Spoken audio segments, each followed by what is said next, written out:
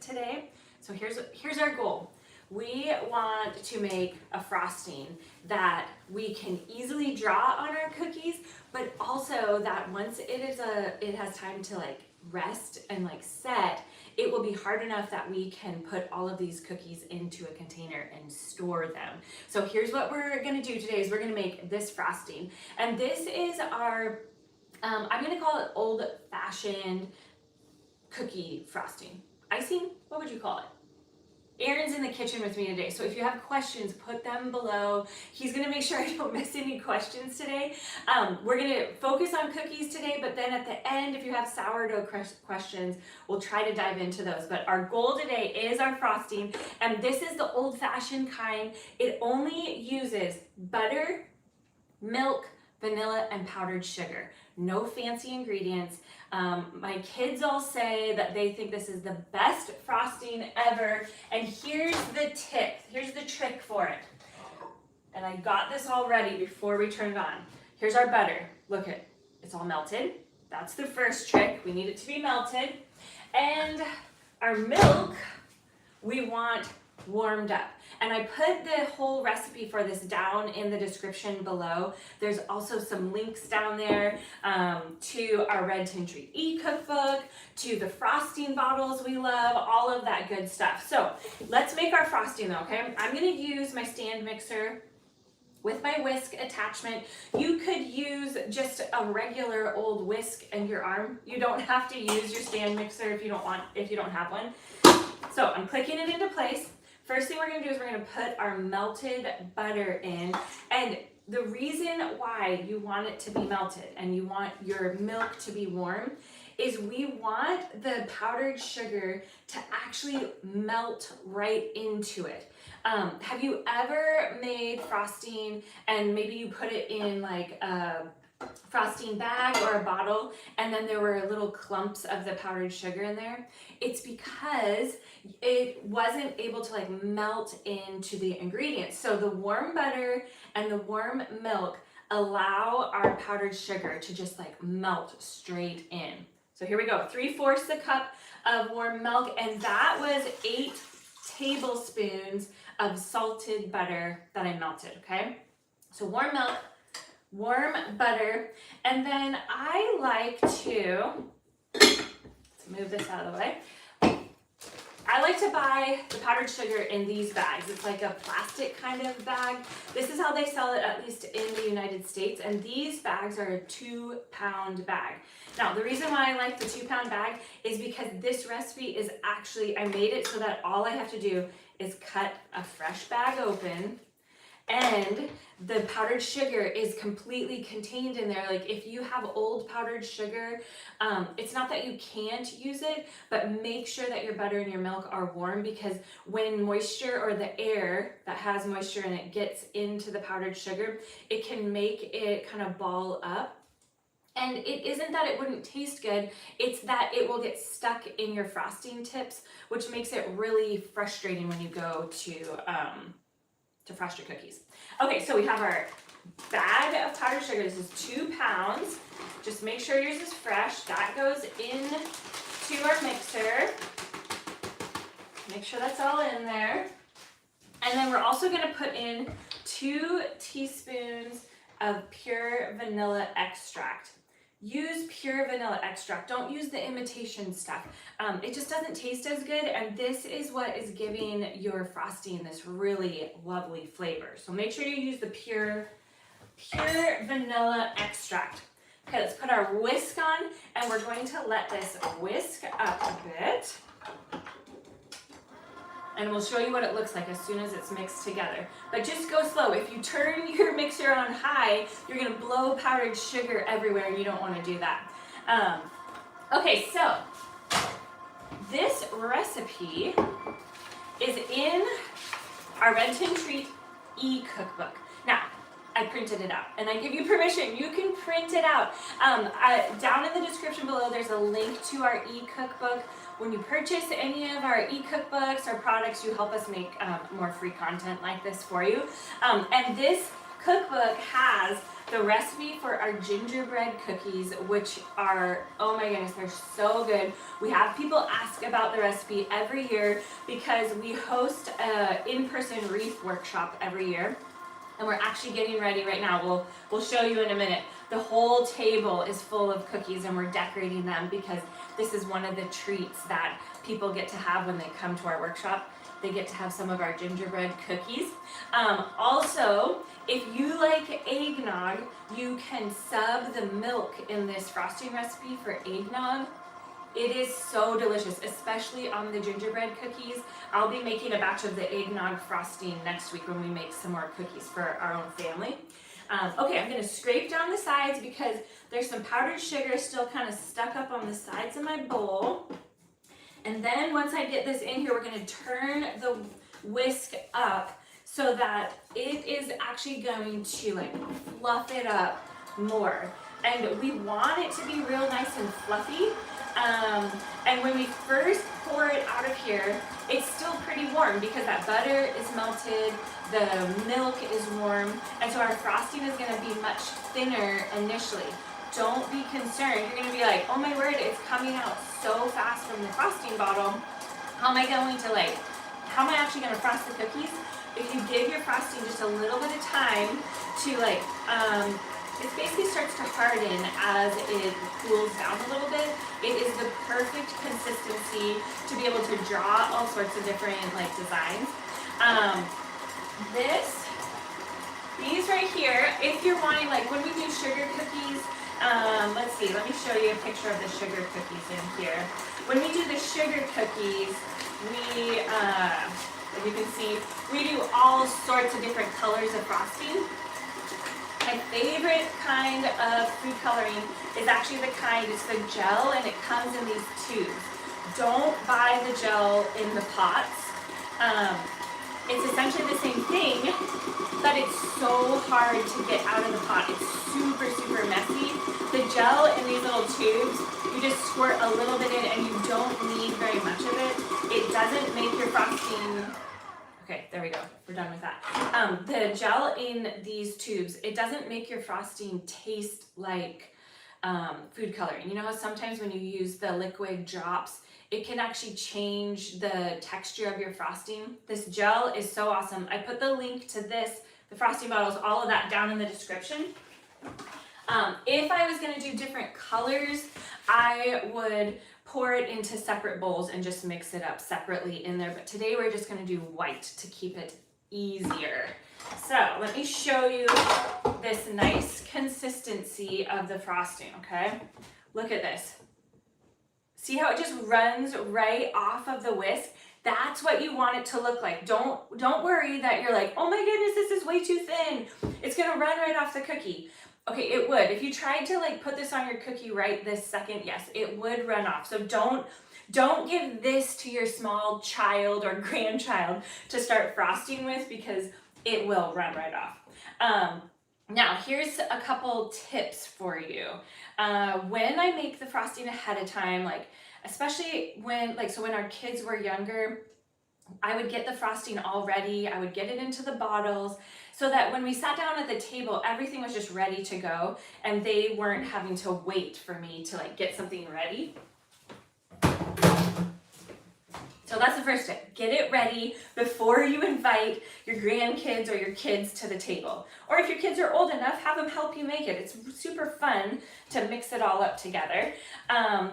You'll notice once you get it into your bottles that if it has sat for a while, it will get a little bit hard in there. So what I do is I take the top off so it looks like this and I stick it in our microwave for approximately 3 seconds. That's all it takes, just 3 seconds in the microwave. If you don't have a microwave or you don't like using it, you can put it into just a bowl of warm water because you're wanting to just soften that butter again. As that butter comes up to room temperature, which when it's winter time, it might be cooler in your house, it just is gonna make the frosting get a little bit more stiff and hard, which is actually kind of nice if you're frosting cookies with little kids. But if it's not coming out of the bottle very well, then just warm it up ever so slightly. Shake your bottle up so that, you know, it's all mixed back together, and then you're ready to go. Okay, now let me show you. We're gonna pour this into our bottle. So this is another reason why I like to have it thin like this, because we'll see if I can pour and talk at the same time. Okay, look at that. You can just pour it straight into the bottle. You're not having to like goop it in there. It's not going down the sides of the bottle. And then it's almost to the top. I'll wipe it off here. Oh, I got a little bit on the side. That's okay. It's okay to make a mess. So let's put the rest of our frosting back there. This amount of frosting will frost about 60 cookies if you're doing it kind of like this. If you're going for like full coverage on your cookie, it would do a little bit less. If you have kids that are frosting with you, well, of course, they're gonna probably squirt it everywhere, so it might do a little bit less, but it does about 60 cookies. I'm gonna wash this off real quick. Any questions, Dave? Nope. Okay, we'll have to make sure Aaron comes and is helping on the computer when we do some of the sourdough stuff, because I know you all have so many sourdough questions and I'm happy to answer them. Okay, so the frosting recipe that we just did is down in the description. And now let me show you a couple tips on how we frost the cookies. 1 second before we move the camera over, I want to show you. When I bake the cookies, I put a piece of parchment paper down. It just helps for them not to like stick at all to your pan. If your pans are really good and your cookies don't stick, you don't have to use parchment paper, but I typically do parchment paper. And then also the other thing that I do is one cookie sheet will be one shape, because then they all bake up the same way. So I'll do like a whole cookie sheet of houses, a whole cookie sheet of little girls, so on and so forth. And I try to do the cookies the day before we're going to frost them, or you could make your cookies and they can actually go into the freezer before you frost them. But I just have found that the more that we split up the process of it, the more fun it is, because goodness, it takes a lot of time to mix up the dough, to bake the cookies. You're gonna roll them out, cut them out, bake them, and then frost them. Do it in stages so that it's fun, okay? So now we're gonna move the camera over here so that you can see. I'm gonna give you a couple of frosting tips. Aaron's helping me move it so that we can make sure that you all can see what we're doing here. And we're gonna do a couple houses, and we'll do a couple girls here. Let's see, can we get it up a little higher, or is that, you gonna be able to see what we're doing here? Okay, so these frosting bottles are some of our favorites. Another one that we really like, if you have younger kids, are these accordion ones. These are easier because they can hold it like this and they can squirt it like that. Now, I will say, if you're going to put frosting in one of these accordion ones, make sure that you give it time to like come to room temperature, because it's very easy to go like this and squirt out so much frosting. The kids, when they were little, used to want to just put this straight into their mouths and squirt it into their mouths.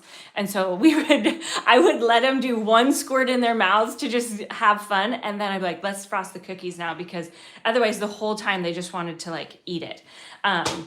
Okay, so here is our little house. Here's our bottle, and the reason I like these is because they're really soft and flexible. And this is the number 2 tip, and that link is down in the description below as well.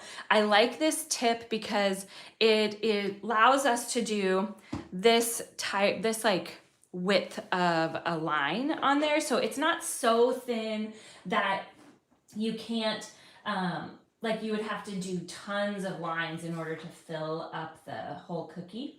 So when I do this, you'll see the frosting is coming out of the tip pretty easily because it's still real warm. The main thing that you want to remember when you do your first line is this is essentially like our perimeter or our fence. And you want that line to be maybe 1/8 of an inch from the edge of your cookie. If it's right on the edge, then gravity is going to take pull on it, and it's just going to start flowing off the side of your cookie. So that is the perimeter. It's going to hold it all in place. And then I do a little design in here, and then we fill it in. Because we have that perimeter on there, that's gonna make sure that our frosting doesn't like go flying off of the edge. And then look at the frosting is nice and warm, and so it easily fills in, and you're not having to just like do zigzags on it to try and fill it in. Now, I would say this frosting is still I would let it harden up maybe a little bit more so that I can get some nice strong lines in the middle without them bleeding together. So if you're starting to frost and you're like, oh, mine's like bleeding together so much, just let your frosting set up a little bit more. So there's my perimeter. Remember, do the perimeter first, do that design first, and then do any additional ones you're wanting to add in. So there's the whole perimeter, and I just use the tip of the frosting bottle to kind of fill it in, drag it around. I'm not having to squeeze very hard on it. It just fills it in, boom, like that. So at this point, if we wanted to do sprinkles or any additional stuff, then I would add that in now. Then these cookies, I let them sit out all day long, which I know you're thinking that's gonna make them get really dry. Amazingly, it doesn't. There is so much moisture in our frosting that we need that moisture to kind of seep down into the cookie and to kind of evaporate a little bit so that our frosting gets really firm. Then tonight, maybe even tomorrow morning, it just kind of depends on how warm the house is, I check the frosting. If I can't easily put a little fingerprint in it, like if I went to go touch it, so see how I can still like kind of do a dimple in this one? If I push my finger on it, it will still kind of do a dimple on it. That tells me it needs to rest a little bit longer. Once you do that and you can bear, it doesn't dimple anymore, that's when they're ready to go into storage. And here's the trick with storage is that, I won't do it with these because that frosting is wet, but you want to put your cookies on their side like this. So however many cookies you have, you want to have a container that you can put them on their side. The frosting is going to be there. You have the frosting going out, you put it on their side. You don't want to put the frosting together like this because the frosting would stick to each other. But the frosting is going to be so firm that they will be able to store on their side like this. And then I put them in an airtight container like this, and they will stay good in our cold storage, which is also called our garage. So it's not the fridge, but the garage is almost as cold as a fridge right now. They will stay fresh in there for a week plus. If I need to hold them for longer than that, then I keep them on their side in their container and they go into the freezer. So, okay, yeah. If you don't use all the frosting, how long can you store it in the fridge? Oh, okay, the frosting will stay good in your fridge, I would say for a couple weeks. But here, let's move this back over, babe, and then I can chat with them. What I've noticed happens the longer that the frosting sets, and you'll notice this even more with if you have put food coloring into your frosting, that it will start to separate just a little bit. So there's nothing actually wrong with it because it's just butter, milk, and sugar. So if you think about how long that lasts in your fridge, I mean, that would last for butter would last in your fridge for months, but I wouldn't keep it longer than 3 weeks, I don't think, in my fridge. But you could make a big batch of this now, get it into the bottles, and then a lot of times what I'll do is I'll bake a bunch of the cookies, or I will bake some now and I'll save some of the cookie dough in the freezer, and then we kind of bake it in batches throughout the Christmas or holiday season, so that by the time we get to Christmas, which is almost 3+ weeks away, we want to have fresh cookies then I could just pull cookies out of the freezer and frost them then, or I pull dough out, make a fresh batch of cookies and frost. So basically you could make your frosting now, get it into your bottles, and it would still be totally fine to frost cookies with by the end of this month.